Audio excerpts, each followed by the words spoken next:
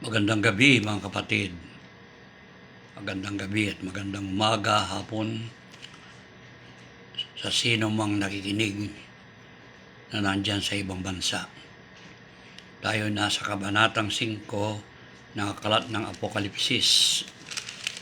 At aking babasahin sa inyo, kung meron kayong Bible ay sundan ninyo mga kapatid. Ganito po ang ating mababasa sa aklat ng Apokalipsis, kabanatang 5 mula sa talatang 1. At nakita ko sa kanang kamay niyaong nakaupo sa luklukan ang isang aklat na may akda, na may sulat sa loob at sa labas na tinatakang mahigpit ng pagkatatak. At nakakita ako ng isang malakas ng hell na nagtatanyag ng malakas na tinig. Sino bang karapat-dapat magbukas ng aklat at magtanggal ng mga tatak nito? At sino man sa langit o sa ibabaw man ng lupa o sa ilalim man ng lupa ay hindi makapagbukas ng aklat o makatingin man. At ako'y umiyak na mainam sapagkat hindi nakasumpong ng sino mang marapat magbukas ng aklat o makatingin man. At sinabi sa akin ng isa sa matatanda, "Huwag kayong umiyak, narito ang leon na angkan ni Huda, ang tapat, ang ugat ni David, at nagtagumpay upang magbukas ng aklat at ng 7 tatak nito." At nakita ko sa gitna ng luklukan at ang 4 na nilalang na buhay sa gitna ng matatanda, ang isang kordero na nakatayo na wari ay pinatay, na may 7 sungay at 7 mata, na siyang 7 espiritu ng Diyos na sinugo sa tao sa buong lupa. At siya lumapit at kinuha ang aklat sa kanyang kamay upang makaupo sa luklukan. At pagkakuha niya sa aklat, ang 4 na nilalang na buhay at ang 24 na matatanda ay nagpatira pa sa harapan ng kordero, na ang bawat isa'y may alpha at may mangkok na ginto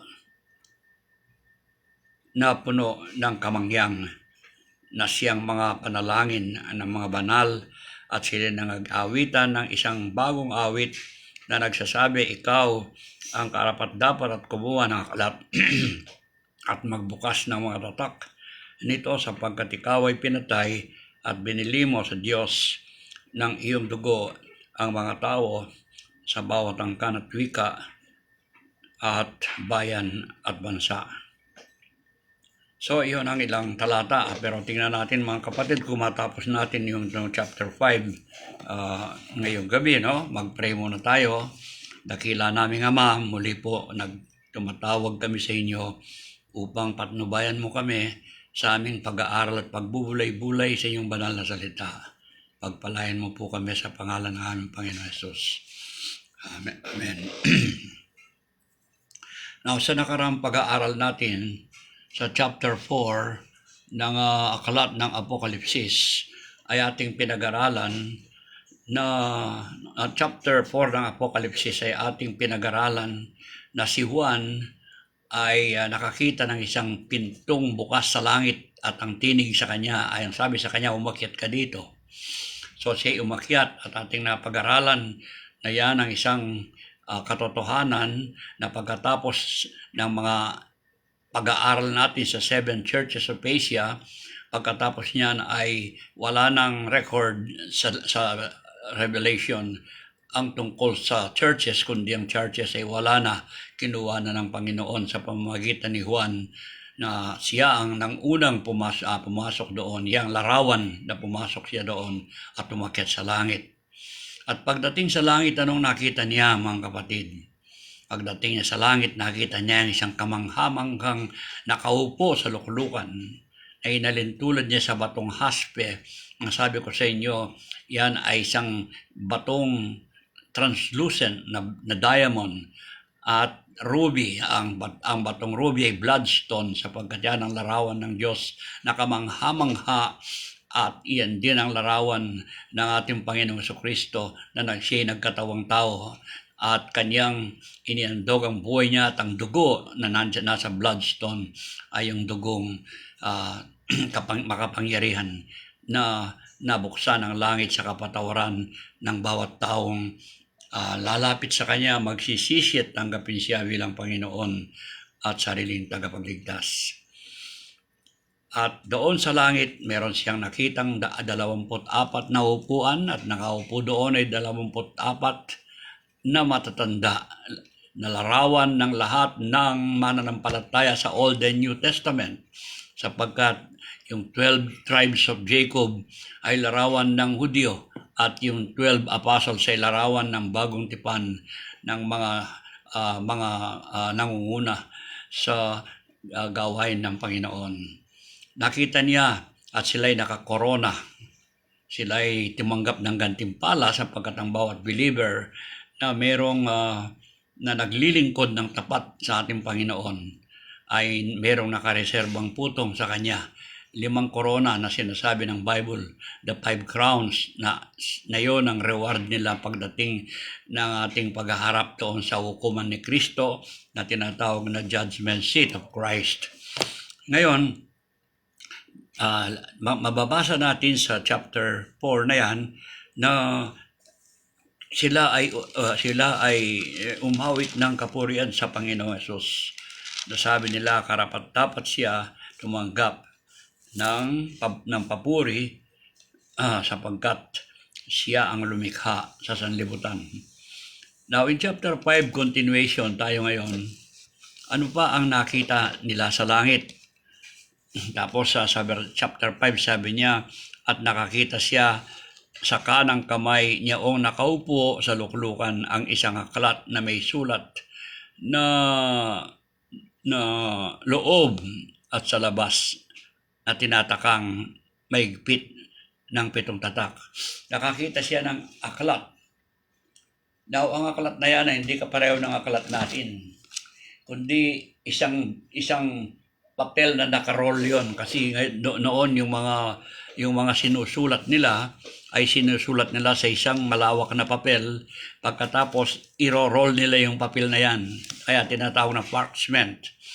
Ang New International Version, kung meron kayo, ay eksakto yung kanyang paliwanag. Sa chapter 5 verse 1, sabi niya, I saw in the right hand of him who sat on the throne a scroll with writing on both sides and sealed with 7 seals. A scroll with writing on both sides. Sa mga katwid, may sulat sa papel sa unang pahinga ng papel, at sa likod ng papel na yan ay may sulat din. At ang bawat nakasulat doon ay niro-roll nila, tapos sinisild nila. Then the other one ay ino-roll nila seal until yun ay 7 seals, yung sulat na yan. Ano yung sulat na yan? Na walang karapat-dapat kumuha sa sulat na yan at magbukas ng seal. Ang sulat na yan ay yung sanglibutan, kung anong mangyayari sa sanglibutan sa darating na panahon. At walang karapat-dapat na magbukas sapagkat ni isa man sa langit o sa ilalim ng lupa ang karapat-dapat. Sa unang tipan, si Adam ang siyang binigyang kapangyarihan ng Diyos at karapatan na siya ang manguna dito sa sanglibutan. Subalit hindi siya nagtagumpay dahil sa nagkasala rin siya. At walang nagtagumpay ni isa man, kundi lamang ang Panginoong Hesus na siyang karapat-dapat lamang magbukas sa aklat na yan upang maunawaan natin kung ano ang darating na panahon na sinasabi ng aklat ng Apokalipsis. Kaya sabi niya sa chapter 5, babasahin ko sa English language, sa tinatawag na New International Version. At sabi niya, and I saw a mighty angel proclaiming in a loud voice Who is worthy to break the seals and open the scroll? Sino bang karapat-dapat na magbukas niyan upang ating malaman kung ano ang hinaharap na mangyayari dito sa mundong ito. Tapos sabi niya, but no one in heaven or on earth or under the earth could open the scroll or even look inside it. So sabi niya, I wept and wept because no one was found who was worthy to open the scroll or look inside. So, walang worthy. Walang sino mang karapat-dapat na magbukas ng aklat na yan. Kaya siya ay nalungkot. Wala kahit isa. So sabi niya, sabi ni John, I wept and wept. Ako'y naglalungkot, sabi niya, dahil walang isa man na karapat-dapat magbukas ng aklat na yan. Subalit isa sa mga elders na nakaupo doon sa 24 thrones, ay 24 seats, sabi niya, huwag kang malungkot. Huwag kang magdalamhati. Do not weep. Dahil merong makapagbubukas niyan. Sino yan? Sabi niya, the Lion of the tribe of Judah, the Root of David, has triumphed. He is able to open the scroll and its 7 seals. Merong makapagbubukas. Sino? Sabi niya, ang Leon of the tribe of Judah. This refer to the Lord Jesus Christ sapagkat siya ay nanggaling sa angkan ni Huda doon sa 12 tribes of Israel, kaya siya ay galing kay Judah. Ngayon, tinawag siyang Lion of Judah dahil makapangyarihan siya. At the same time, tinawag din siyang Cordero dahil sa kanyang kamatayan doon sa krus.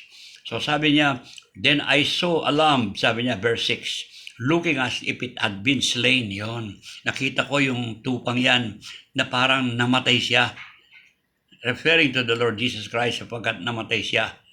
Dahil alam niya, doon sa langit ang Panginoong Yesus ay makikilala natin siya sa tanda ng kanyang kamatayan. Yung sugat niya sa kamay, yung sugat niya sa tagiliran, yung sugat niya sa paa. Yon ang mga tandang makita natin, and they will remain upang makilala natin. And that He is the Lion of Judah, na siyang karapat-dapat magbukas sa aklat na dapat nating makita at pag-aralan sapagkat siya lamang ang naging karapat-dapat dahil siya ay binili niya sa Diyos ang ating mga pagkakasala sa pamamagitan ng kanyang kamatayan. Nang sa ganon, ang pintuan ng langit ay mabuksan sa kanino mang tao ngayon na lalapit sa kanya at magsisisi at angkinin siya bilang Panginoon at tagapagligtas. Now, it doesn't mean that everybody is saved. Only the door of heaven was open for forgiveness, but yung lalapit sa Kanya and avail themselves of the forgiveness through His death and resurrections, sila lamang ang magkakaroon ng kaligtasan. So because He died for that matter, He is now worthy to open the scroll, no? Tapos, then I saw a lamb, verse 6, looking as if it had been slain, standing at the center of the throne, encircled by the 4 living creatures and the elders. And the lamb had 7 horns and 7 eyes. At ang kordero ay may 7 sungay at 7 mata. Anong kahulugan nito? Which are the 7 spirits of God. Yun. Ninyo, no? Ang Panginoong Jesus, the 7 spirits of God. Ang espiritu ng Diyos ay nasa Kanya rin. And bakit 7? There is only one spirit. But 7 ay tumutukoy sa kabuuan ng mga gawain ng banal na espiritu sa Kanyang kapanahunan. For example, in the book of Isaiah, chapter 11 ng Isaiah. Tingnan niyo. Sinasabi dito, ang 7 spirits. Sabi niya, ito yun, chapter 11, verse 1. Kung meron kayong note, inote niyo, chapter 11, verse 1, Isaiah. A shoot will come up from the stump of David. Sino itong manggagaling sa katawan ni David? Sa katawan ni Jesse. Alam niyo sino si Jesse? Si Jesse ay father ni David. At sa David na ito diyan manggagaling ang pagkatao ng ating Panginoong Hesus. A shoot will come up from the stump of Jesse, from his roots a branch will bear fruit. Ito. The Spirit of the Lord, number 1, will rest on him. The Spirit of wisdom, number 2. The Spirit of understanding, number 3. The Spirit of counsel, number 4. The Spirit of might, number 5. The Spirit of knowledge, number 6. And the Spirit of the fear of the Lord, number 7. So, there is only one Spirit. But the 7 spirits hindi lang signifies the perfection ng kanilang gawain, kundi yung 7 na paraan na nag-a-identify sa kapangyarihan ng Holy Spirit. So, in Revelation chapter 5, makikita natin mga kapatid na ang Panginoong Jesucristo na siyang Lamb, then I saw a lamb, verse 6, looking as if it had been slain, standing at the center of the throne, encircled by the 4 living creatures and the elders. The lamb had been 7 horns and 7 eyes, which are the 7 spirits. Tingnan nyo, 7 horns is power, 7 eyes is omniscience. That is the power of the Lord Jesus Christ and the power of the Holy Spirit in 7 forms. So tingnan niyo, the lamb had 7 horns, 7 eyes, which are the 7 spirits of God sent out into all the earth. You see, the Holy Spirit is everywhere. God is everywhere. Omnipresence. Nasa atin, nasa lahat ng dako. That is the power of the tinatawag na the 7 spirits and the 7 horns. Ngayon, he went and took the scroll. Kinuha na niya yung libro. From the right hand of him who sat on the throne. Tignan niyo ang Diyos dito, no? Yung God the Father was sat and the Lord Jesus Christ ay makikita natin, they are the same. Only ang Panginoong Diyos ay nagkatawang tao sa pagkatao ng ating Panginoong Jesus. Even in the Revelations, we cannot ignore the triune God, the Trinity. In fact, here the Father is worshipped and the Lord Jesus is worshipped just as the Father is worshipped in heaven. Kaya sabi ng isang manunulat, if Christ is not God, then all of those who are in heaven are idolaters. Why? Because they worship Christ. If He is only a man, but He is God, and the same God, the Father, the Son, and the Holy Spirit. So if we will not believe on the triune God, we will not understand the depths of the Bible. We will be confused. Now, tignan niyo dito. He went and took the scroll from the right hand of him who sat on the throne, and when he had taken it, the 4 living creatures and 24 elders fell down before the Lamb. Yun. Nung kinuha na niya yung aklat, yung 24 elders doon sa throne. And the 4 living creatures, which are also a picture of God, they fell down before the Lamb. Sila ay nagpatira pa sa harapan ng kordero, sino ng ating Panginoong Jesucristo. At ang bawat isa ay nagdadala ng harpa, parang gitara, no? And they were holding golden bowls full of incense, which are the prayers of God's people. And they sang a new song. Yun, meron tayong new song, no? They sang a new song. Ano yung kinakanta nila doon sa langit? Kaya sa heaven, we will have a new song. A new song yan ay kapurihan sa Panginoon. And kahit na dito sa sanglibutan, meron tayong bagong awitin. Puro kapurihan sa Panginoon. Kaya dapat sa panahon natin ngayon ay mag-ingat tayo sa mga songs sa churches sapagkat karamihan sa mga songs of sa churches today, they are not biblical. They are they really imitate even the tune of the world. Kaya we can distinguish songs that is sung today in many churches. Hindi ka pareho ng awitin ng mga conservative churches noong unang panahon kahit ngayon. Yung mga hymn book, they are inspired songs. So let us be careful. Let us not let every song sung by professing Christians ay tatanggapin natin. So sabi niya, ano yung new songs? And they sang a new song saying, "You are worthy to take the scroll, to open its seals, because you are slain, and with your blood you purchased for God persons from every tribe and language and people and nation. You have made them to be a kingdom and priests to serve our God, and they will reign on the earth." Tingnan nyo, no? Yung mga believers, they will reign with God, with Christ for 1,000 years.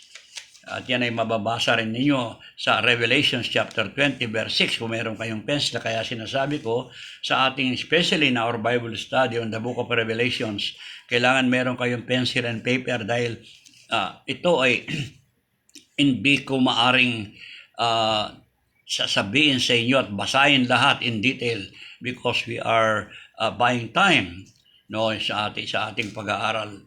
So you should really have some notes in your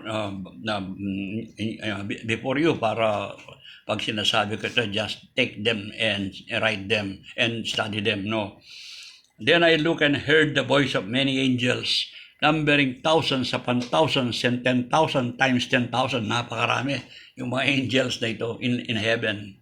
Then I looked and heard the voice of many angels, numbering thousands upon thousands and 10,000 10,000.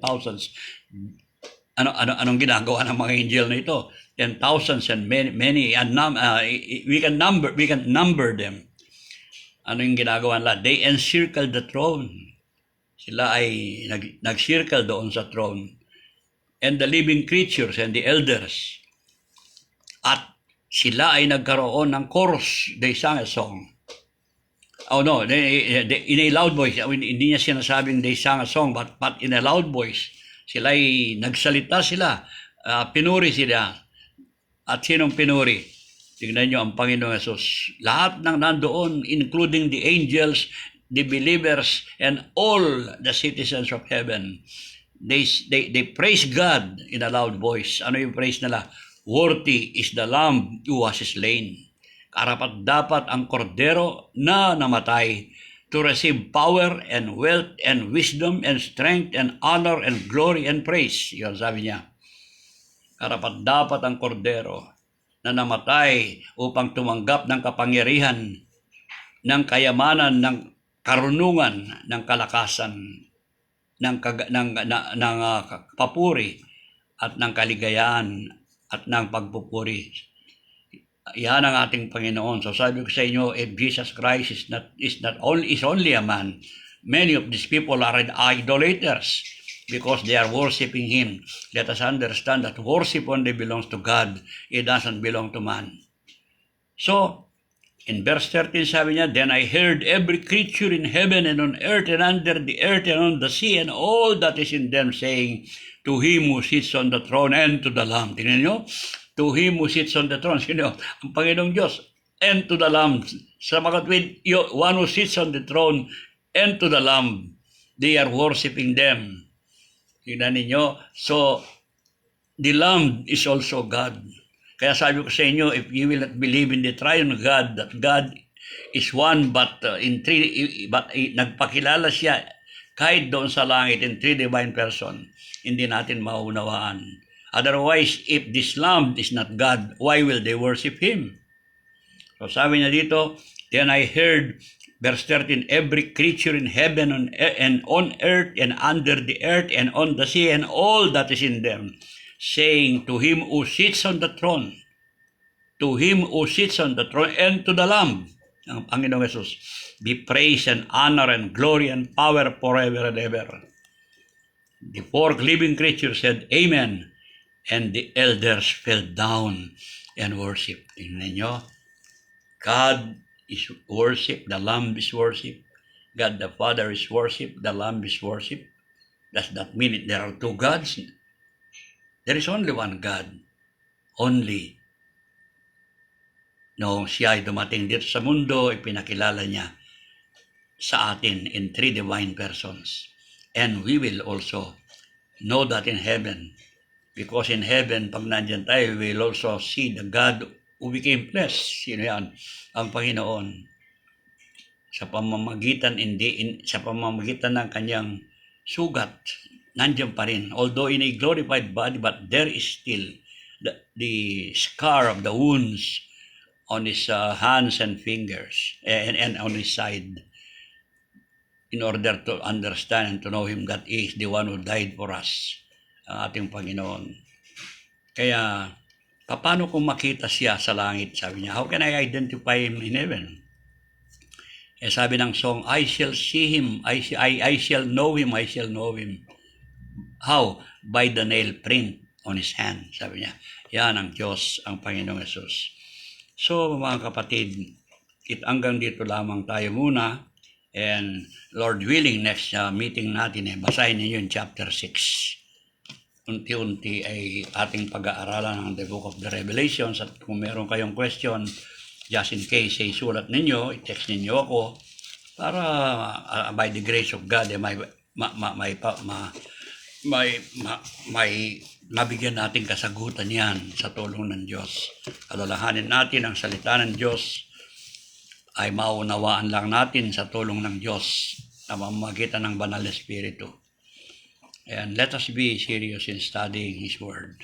So, mga kapatid, Lord bless us, and Lord willing, next time you study the chapter 6 ng Revelations.